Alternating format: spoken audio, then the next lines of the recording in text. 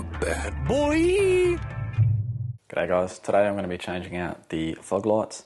These are the smaller ARB fog lights.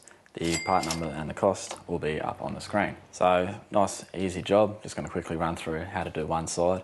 Both sides are the same, and we'll just have a quick look at where the fuses are just in case your fuse is blown.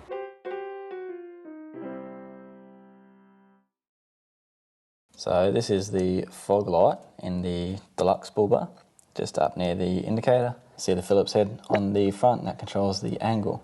But to get this out, we've got to take off these with a 10mm socket, in here with a 13mm socket, and we've got the Phillips head at the back, which pins this wheel splash guard to the back of the bull bar. Once we have that wing guard off, we have access to the lights up here. It's held in by a tab either side.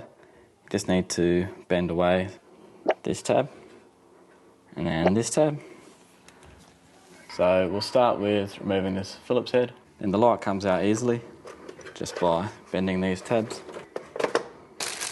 So the new lights are interchangeable, but they don't go either way. You need these tabs up the top, and that's because the angle setting spring needs to screw into these tabs up the top. Doesn't matter left or right, but you do need these tabs up the top. Now you can see ARB supplies with bullets, male on the active, female on the negative. Whoever has done this last light has changed it to a spade, so this can be handy so they can't be connected the wrong way. But the alternative is changing male and female so they can't be connected the wrong way. So I'm just going to take these out one at a time.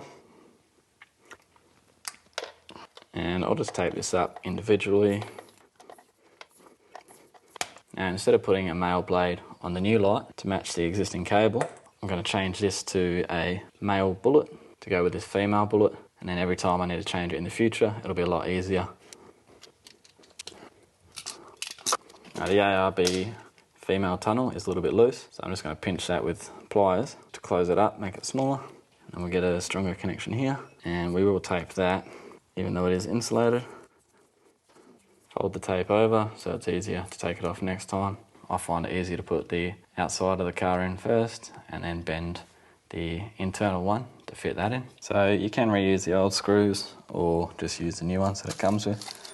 I'll use the new ones, keep the old ones as spares just in case. This spring just goes on the inside of this plastic, so the light goes back. Hold the spring up near this hole. We have this going through that spring, and then the spring hits the tab. So as we tighten this, we will change the angle of the fog light.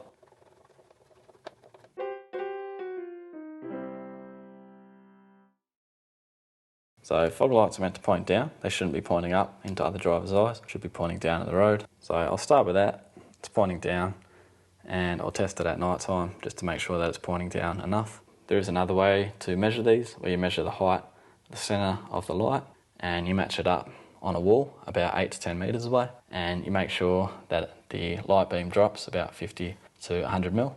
That just gives a good rough guide that they're going down at the right angle. It's easy to adjust. It's best to check it out at night time and see how it throws the light on the road.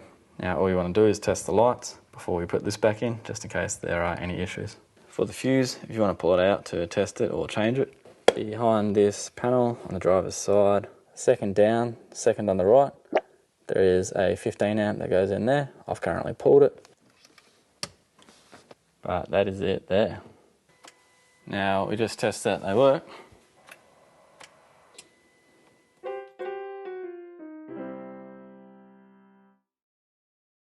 Alright, that's it for that one. Nice quick job. I only had one that was out, which was a halogen, so I replaced it. They come in a pack. I installed the two new ones. I'll keep the old one as a spare. If you have two that are out, you can always upgrade to the LED version, which will come with a conversion kit. The only tools you should need is a 10mm socket, a 13mm socket, and a Phillips head screwdriver. You shouldn't have to do any re-terminating like I did. That was only because some of the wiring didn't match the new fittings. Should only take you about 10 minutes per side, and then you have a nice brand new light. Take it out for a drive at night time just to set the level right. Make sure it's pointing down onto the road, because that is what fog lights are for. Thanks for watching. These tabs facing up, just put your beam at the same height as your beam, directly level